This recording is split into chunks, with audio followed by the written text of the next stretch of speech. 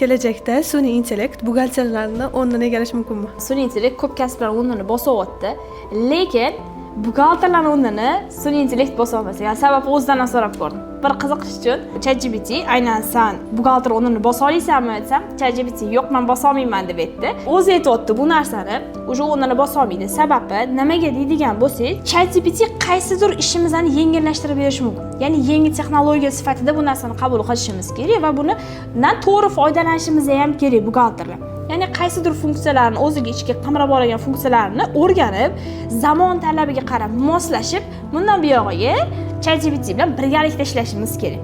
Lekin asosiy xulosani ham, deylik, umumiy ma'lumotlar bo'yicha yoki juda ham ko'p narsani funksiyani babi buxgalterligicha qolib, o'zini funksiyasida ishlashni boshlaydi.